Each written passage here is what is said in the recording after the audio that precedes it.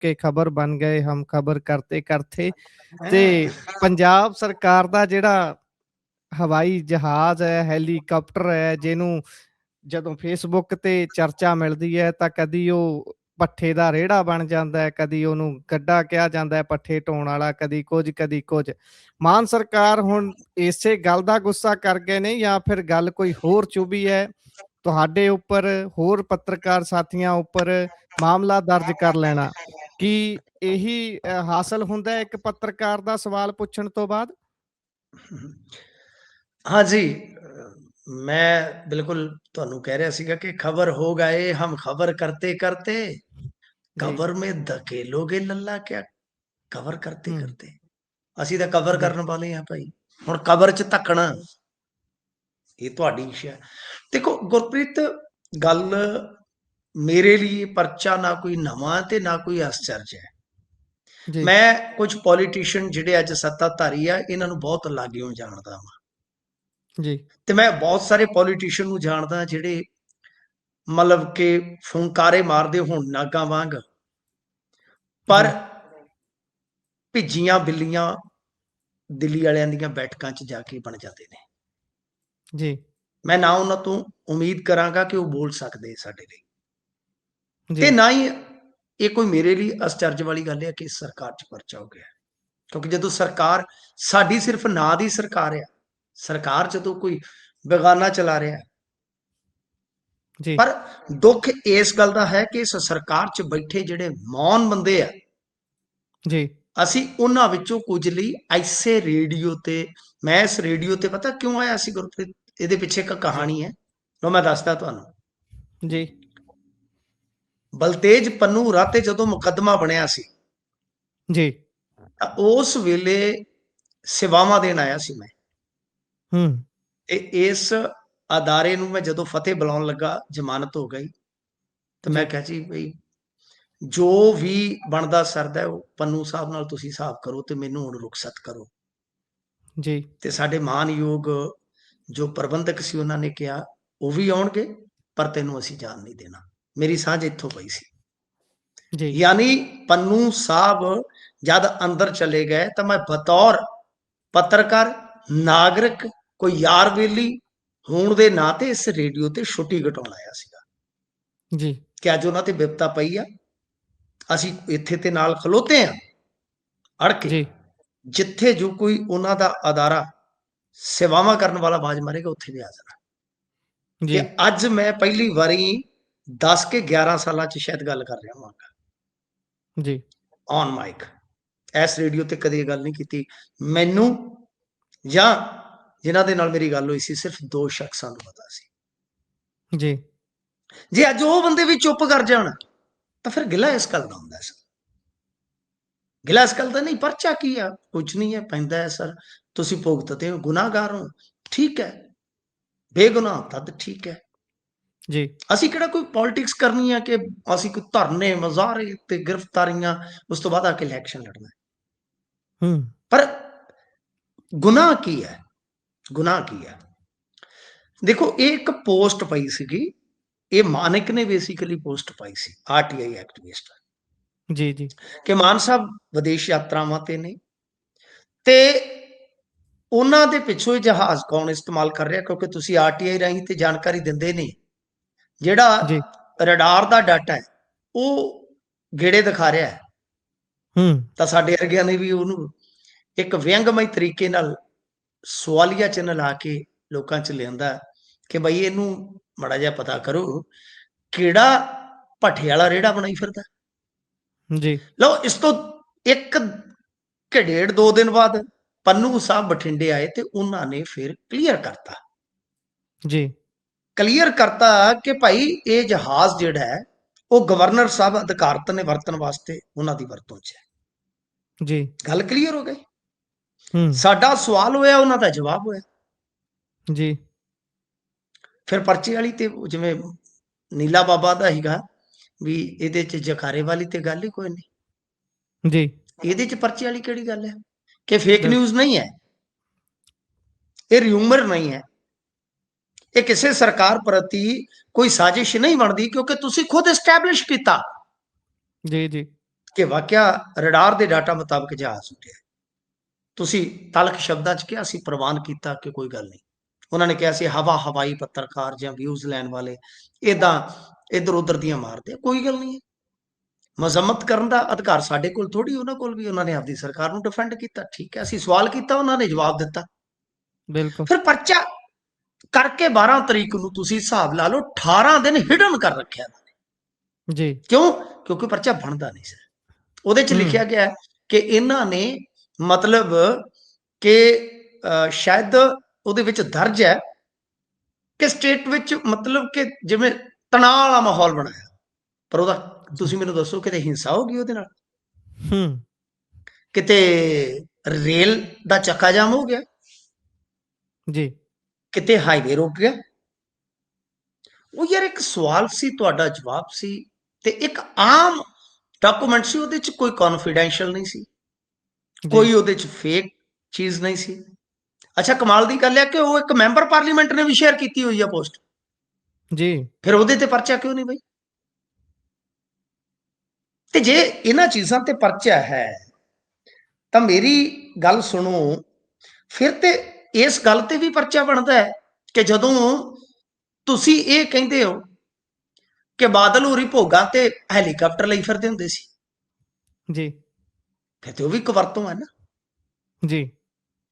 ਫਿਰ ਤੇ ਇਸ ਗੱਲ ਤੇ ਵੀ ਪਰਚਾ ਹੋ ਸਕਦਾ ਕਿ ਜਦੋਂ ਤੁਹਾਨੂੰ ਇਹ ਪੁੱਛਿਆ ਜਾਵੇ ਕਿ ਤੁਸੀਂ ਕਹਿੰਦੇ ਸੀ 20,000 ਕਰੋੜ ਯਹਾਂ ਸੇ, 20,000 ਕਰੋੜ ਯਹਾਂ ਸੇ, 20,000 ਕਰੋੜ ਯਹਾਂ ਸੇ, ਤਾਂ ਬਈ ਜੀ। ਉਹ ਜੀ। ਕਿੱਥੇ ਆ ਤੇ ਕਿਉਂ ਨਹੀਂ ਨਿਕਲੇ? ਫਿਰ ਹੂੰ। ਇਹਦੇ ਤੇ ਵੀ ਪਰਚਾ ਬਣਦਾ ਸੀ। ਫਿਰ ਤੇ ਜੀ। ਇਹਦੇ ਜੀ। ਤੇ ਵੀ ਪਰਚਾ ਬਣਦਾ ਜੇ ਤੁਹਾਨੂੰ ਇਹ ਪੁੱਛ ਲਿਆ ਜਾਵੇ ਕਿ ਬਈ ਤੁਹਾਡੇ ਮੁਤਾਬਕ ਹੀ ਸਾਰੀਆਂ ਗਰੰਟੀਆਂ ਪੂਰੀਆਂ ਨਹੀਂ ਹੋਈਆਂ, ਕਦੋਂ ਹੋਣਗੀਆਂ ਜੀ। ਜਿਹੜੀਆਂ ਰਹਿੰਦੀਆਂ ਨੇ? ਫਿਰ ਤੇ ਇਹਦੇ ਤੇ ਵੀ ਪਰਚਾ ਬਣਦਾ ਸੀ। ਇੱਕ ਜੀ। ਜੇ ਸਵਾਲ ਤੇ ਪਰਚਾ ਬਣਦਾ।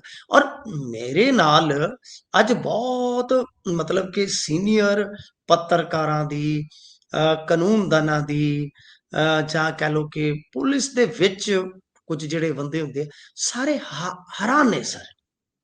ਉਹ ਜੀ। ਕਹਿੰਦੇ ਵੀ ਕਿਤੇ ਵੀ ਇਹ ਪਰਚਾ ਬਣਦਾ ਹੀ ਨਹੀਂ। ਤੁਸੀਂ ਆਪ ਦੱਸ ਦਿਓ, ਚਲੋ ਮੈਂ ਤੁਹਾਡੇ ਤੇ ਛੱਡ ਦੇਣਾ, ਆਡੀਅנס ਤੇ ਛੱਡ ਦੇਣਾ, ਮੇਰੇ ਤੇ ਪਰਚਾ ਬਣਦਾ ਜੇ ਮੈਂ ਇੱਕ ਇੰਨਾ ਤੰਜ਼ ਕਸਤਾ ਕਿ ਭਈਆ ਯਾਰ ਜਹਾਜ਼ ਕੌਣ ਡਾਈ ਫਿਰਦਾ ਪਿੱਛੋਂ, ਇਹਨੂੰ ਰੇੜਾ ਤੁਸੀਂ ਕੌਣ ਆਪ ਹੀ ਬਣਾਈ ਦੱਸਿਆ ਫਿਰਦਾ? ਵੀ ਇਸ ਹਿਸਾਬ ਨਾਲ ਤਾਂ ਮੁੱਖ ਮੰਤਰੀ ਸਾਹਿਬ ਤੇ ਪਹਿਲਾਂ ਬਣਦਾ ਪਰਚਾ। ਉਹ ਆਰਟੀਆਈ ਉਹ ਤਾਂ 36 ਐਕਟਿਵਿਸਟ ਵਾਰ ਕਹਿ ਮਾਨਿਕ ਚੁੱਕੇ। ਹੋਣੀ ਆਪ ਦੱਸ ਰਹੇ ਨੇ ਵੀ ਭਾਈ ਸਾਡੀਆਂ ਪਾਈਆਂ ਆਰਟੀਆਈਆਂ ਦੇ ਉੱਪਰ ਇਹ ਲੰਮੀਆਂ ਲੰਮੀਆਂ ਪ੍ਰੈਸ ਕਾਨਫਰੰਸਾਂ ਕਰ ਜਾਂਦੇ ਹੁੰਦੇ ਸੀ। ਉਹ ਜਾਣਕਾਰੀਆਂ ਵਰਤ ਕੇ ਇਹਨਾਂ ਨੇ ਆਧਾਰ ਖੜਾ ਕੀਤਾ ਆਪਣੀ ਪਾਰਟੀ ਦਾ, ਤੇ ਹੁਣ ਇਹ ਗੱਲਾਂ ਕਰ ਰਹੇ ਨੇ। ਰਾਈਟ, ਵੀ ਇਦਾਂ ਦੇ ਤਾਂ ਫਿਰ 36 ਪਰਚੇ ਮਾਨ ਸਾਹਿਬ ਤੇ ਪਹਿਲਾਂ ਹੋ ਚੁੱਕੇ ਹੁੰਦੇ। ਬਿਲਕੁਲ ਬਿਲਕੁਲ। ਤਾਂ ਮਤਲਬ ਕਿ ਇਹ ਪਰਚਾ ਸਾਡੇ ਤੇ ਨਹੀਂ ਹੈ, ਪਰਚਾ ਹੈ ਤੁਹਾਡੇ ਵਿਚਾਰਾਂ ਦੇ ਪ੍ਰਗਟਾਵੇ ਦੀ ਆਜ਼ਾਦੀ ਤੇ। ਸਮੁੱਚੀ ਪੱਤਰਕਾਰੀ ਤੇ ਕਹਿ ਲਈਏ ਵੀ ਭਾਈ ਇਹ ਬਿਲਕੁਲ ਡਰਾਉਣ ਦਾ ਅੱਜ ਤਰੀਕਾ ਹੈ। ਬਿਲਕੁਲ ਬਿਲਕੁਲ, ਕਿਉਂਕਿ ਇਹਦੇ ਚ ਮਨਿੰਦਰ ਹੈ, ਮੈਂ ਆ, ਮਾਨਿਕ ਹੈ, ਠੀਕ ਹੈ ਜੀ। ਤਾਂ ਮਤਲਬ ਸਾਫ਼ ਹੈ ਕਿ ਇਹ ਆਵਾਜ਼ ਦੀ ਸੰਘੀ ਕੁੱਟਣ ਦਾ ਯਤਨ ਹੈ। ਪਰ ਗੁਰਪ੍ਰੀਤ, ਅਸੀਂ ਜੋ ਫੈਸਲਾ ਲਿਆ, ਮੇਰਾ ਵਿਅਕਤੀਗਤ ਫੈਸਲਾ ਸੀ, ਮੈਂ ਜਾ ਕੇ ਸਿੱਧਾ ਕਿਹਾ ਕਿ ਮੈਂ ਕਿਸੇ ਮੁੱਦੇ ਨੂੰ ਨਾ ਪੋਲੀਟੀਸਾਈਜ਼ ਕਰਨਾ ਆਪਦੇ ਨੂੰ, ਤੇ ਨਾ ਜੀ। ਮੈਨੂੰ ਕੋਈ ਮਤਲਬ ਕਿ ਇਹ ਆ ਕਿ ਮੈਂ ਇਕੱਲਾ ਨਹੀਂ ਲੜ ਸਕਦਾ। ਜੀ। ਠੀਕ ਹੈ, ਭਰਾਵਾਂ ਨਾਲ ਜੈ ਜੈਕਾਰ ਹੁੰਦੀ ਆ, ਲੋਕਾਂ ਦੇ ਬਣਾਏ ਬੰਦੇ ਹੁੰਦੇ ਆ, ਪਰ ਅਸੀਂ ਅਸੀਂ ਆਪਣੇ ਆਪ ਨੂੰ ਗ੍ਰਿਫਤਾਰੀ ਲਈ ਹਾਜ਼ਰ ਰੱਖਾਂਗੇ। ਜੀ। ਠੀਕ ਹੈ ਜੀ।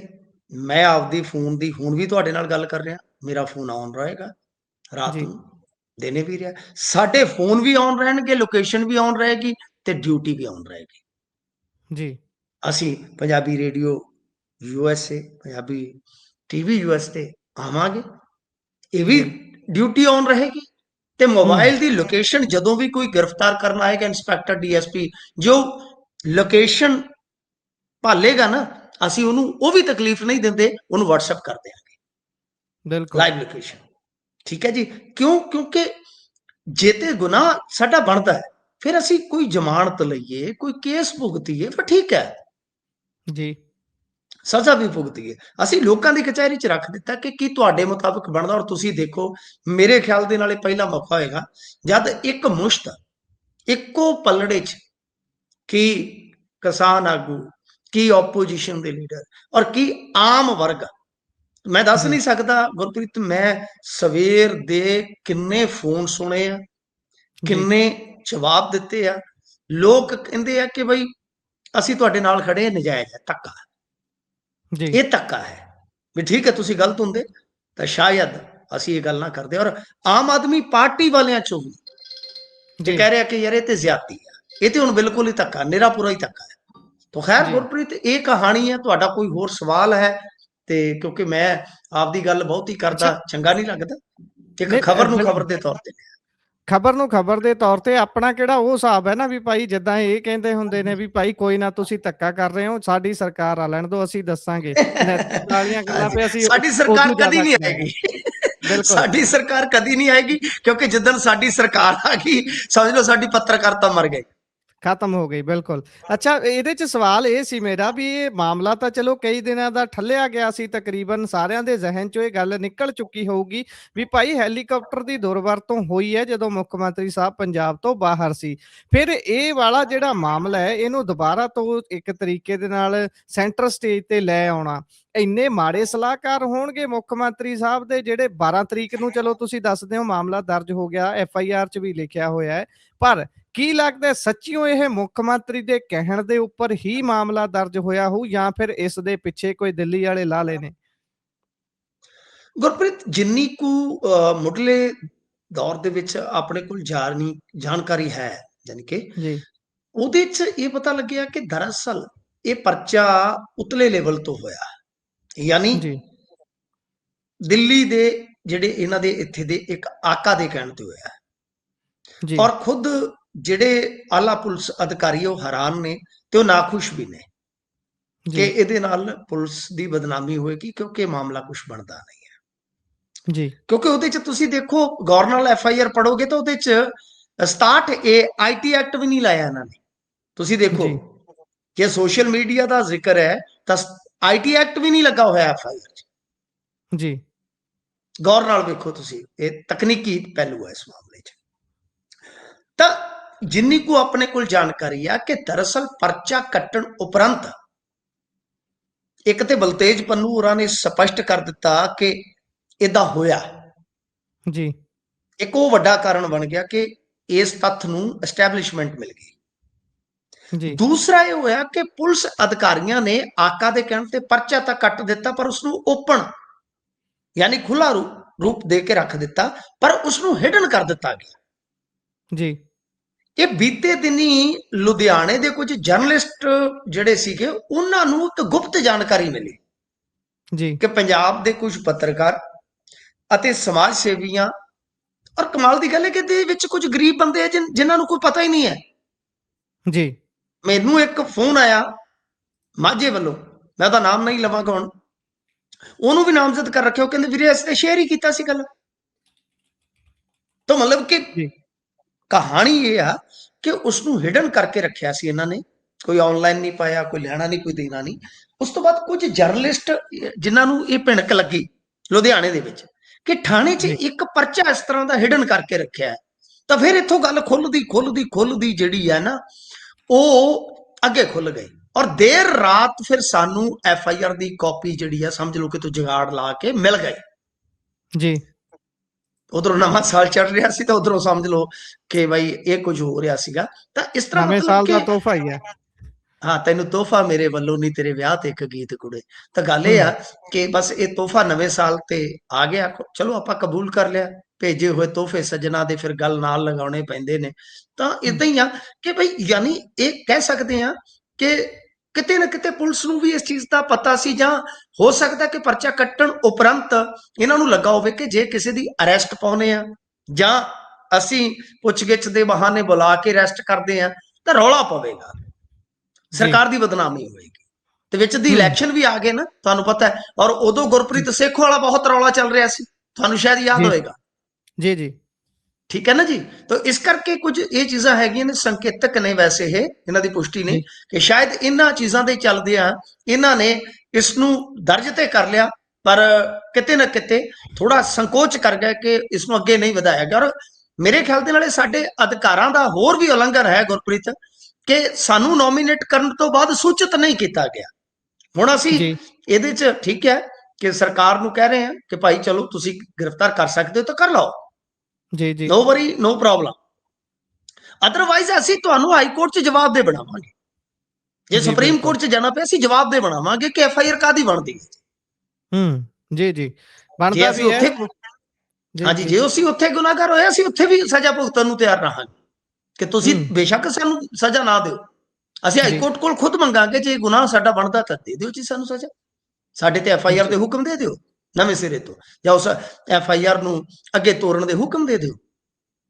ਤੋ ਇਸ ਜੀ ਕਰਕੇ ਇਹ ਚੀਜ਼ ਜਿਹੜੀ ਹੈ ਨਾ ਉਹ ਇਦਾਂ ਹੈ ਕਿ ਜੇ ਗੁਰਪ੍ਰੀਤ ਅੱਜ ਅਸੀਂ ਹਿੱਲਦੇ ਹਾਂ, ਸਾਡੀ ਪੱਤਰਕਾਰਤਾ ਦੀ ਜੜ ਜਿਹੜੀ ਆ ਉਹ ਬਿਲਕੁਲ ਹਿੱਲ ਜਾਏਗੀ, ਕਿਉਂਕਿ ਅਗਲਾ ਹੁਕਮਰਾਨ ਹੋ ਸਕਦਾ ਕਿ ਇਹਦੇ ਤੋਂ ਵੀ ਐਕਸਟ੍ਰੀਮ ਹੋ ਜਾਵੇ ਫਿਰ, ਜੀ ਜੀ ਤੇ ਸਾਡਾ ਬਿਲਕੁਲ। ਫਰਜ਼ ਬਣਦਾ ਜਿਹੜੇ ਅਸੀਂ ਤੁਹਾਡੇ ਤੋਂ ਪਹਿਲਾਂ ਦੇ ਹਾਂ, ਪਹਿਲੀ ਜਨਰੇਸ਼ਨ ਦੇ ਲਾ ਲਓ, ਕਿ ਅਸੀਂ ਤੁਹਾਨੂੰ ਪ੍ਰੋਟੈਕਟ ਕਰੀਏ, ਜਿਹੜਾ ਸਾਡਾ ਜੀ ਪਿਛਲਾ ਬਿਲਕੁਲ। ਪੋਸ਼ ਹੈ ਪੱਤਰਕਾਰਤਾ ਦਾ, ਕਿ ਅਸੀਂ ਤੁਹਾਨੂੰ ਪ੍ਰੋਟੈਕਟ ਕਰੀਏ, ਕਿ ਅਸੀਂ ਹਾਈ ਕੋਰਟ ਤੋਂ ਕੋਈ ਰੂਲਿੰਗ ਲੈ ਕੇ ਆਈਏ ਜਾਂ ਕੁਝ ਕਰਾ ਕੇ ਲਿਆਈਏ ਤਾਂ ਕਿ ਕੱਲ ਨੂੰ ਸਾਡੇ ਦੂਸਰੇ ਪੋਸ਼ ਦੇ ਨਾਲ ਕਿਸੇ ਕਿਸਮ ਦੀ ਇਦਾਂ ਦੀ ਕੋਈ ਦਿੱਕਤ ਪਰੇਸ਼ਾਨੀ ਨਾ ਆਵੇ।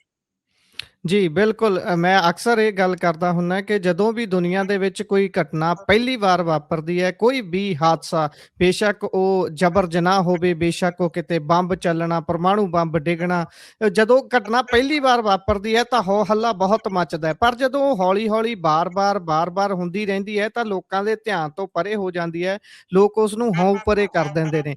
ਤੇ ਇਹੀ ਇਸ ਮਾਮਲੇ ਦੇ ਵਿੱਚ ਹੈ, ਜੇਕਰ ਆਪਾਂ ਇਸ ਨੂੰ ਹੋਂ ਪਰੇ ਕਰਕੇ ਛੱਡ ਦਿਆਂਗੇ ਤਾਂ ਫਿਰ ਆਉਣ ਵਾਲਿਆਂ ਦਾ ਹੌਸਲਾ, ਜਿੱਦਾਂ ਤੁਸੀਂ ਦੱਸਿਆ, ਹੋਰ ਵੀ ਬੁਲੰਦ ਹੋ ਜਾਊਗਾ। ਇਹ ਉਹੀ ਹਿਸਾਬ ਹੈ ਜਿੱਦਾਂ ਕੋਈ ਆਉਂਦਾ ਹੈ ਵੀ ਭਾਈ ਅਸੀਂ 1000 ਦਿੱਤਾ ਹੈ, ਚਲੋ ਅਸੀਂ 1500 ਦੇ ਦਿੰਦੇ ਹਾਂ, ਤੀਜਾ ਆਉਂਦਾ ਕਹਿੰਦਾ 2000 ਦੇ ਦਿੰਦੇ ਹਾਂ। ਪਤਾ ਸਭ ਨੂੰ ਹੈ ਵੀ ਸਾਡੇ ਪੱਲੇ ਕੀ ਹੈ। ਸੋ ਖੈਰ ਇਹ ਉਹ ਸਰਕਾਰ ਹੈ ਜਿਸ ਨੇ ਆਖਿਆ ਸੀ ਵੀ ਭਾਈ ਅਸੀਂ ਲੋਕਾਂ ਨੂੰ ਸਵਾਲ ਕਰਨ ਲਾਇਆ, ਪਰ ਹੁਣ ਜਦੋਂ ਸਵਾਲ ਆਪ ਨੂੰ ਹੁੰਦੇ ਨੇ ਤਾਂ ਉਹ ਮਿਰਚਾਂ ਲੜਦੀਆਂ ਨੇ ਵੀ ਫਿਰ ਲਕੋ ਲਕੋ FIRਾਂ ਦਰਜ ਕੀਤੀਆਂ ਜਾਂਦੀਆਂ ਨੇ। ਖੈਰ ਆਪਾਂ ਹੁਣ